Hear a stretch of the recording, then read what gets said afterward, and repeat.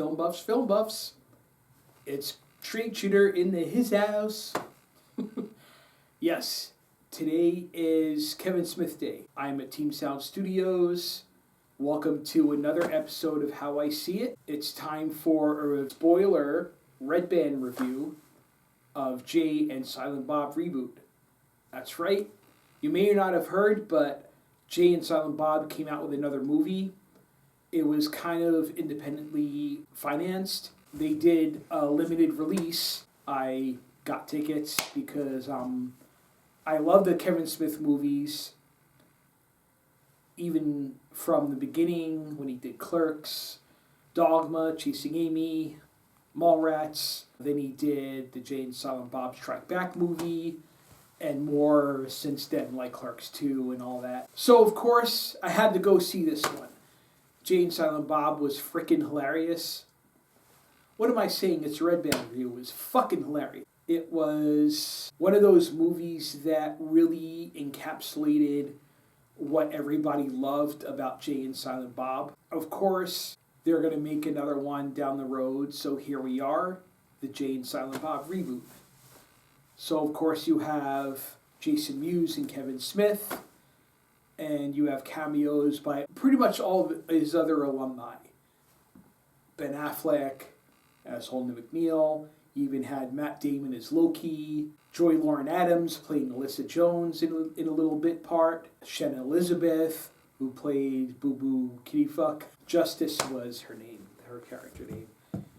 And so many other great surprises in the movie. So let's get into the plot. Jay finds out that from his ex, Justice, that they had a kid that she never told him about. He found out because he went to go see her because she was on the news, and he's like, "Yo, Lunchbox, I gotta go visit her."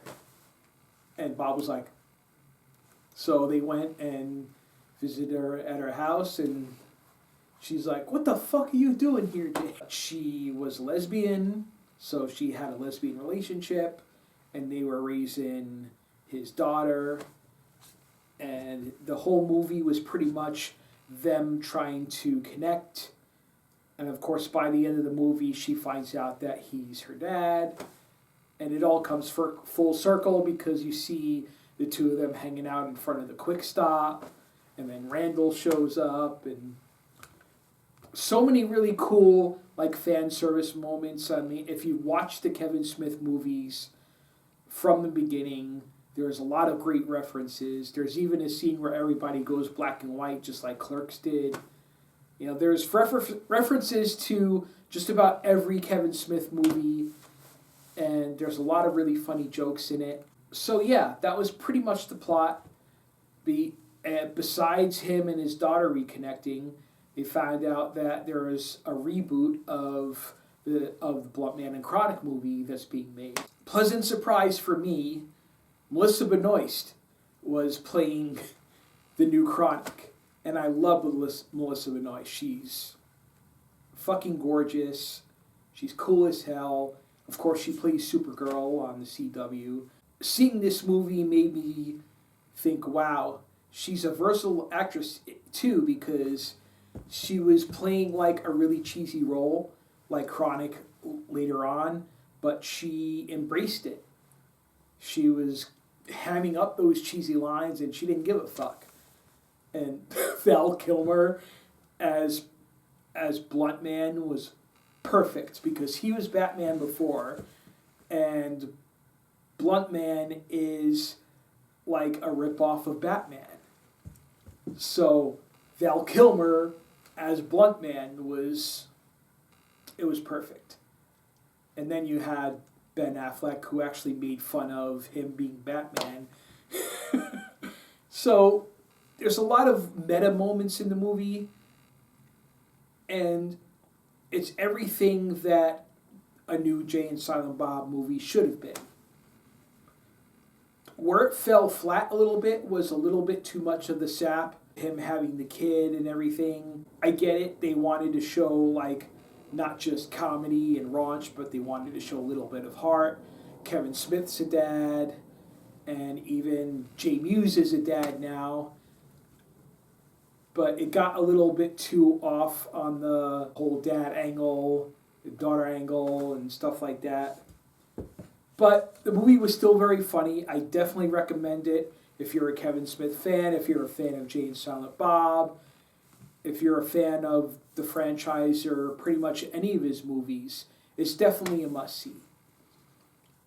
Overall, I think the movie accomplished what it needed to, and it brought attention back to Jay and Silent Bob, because I'm sure people now are going to be like, okay, I think I recall who they are, and they might like go look at some of the older movies and be like, oh yeah, they were pretty funny, and then see this movie.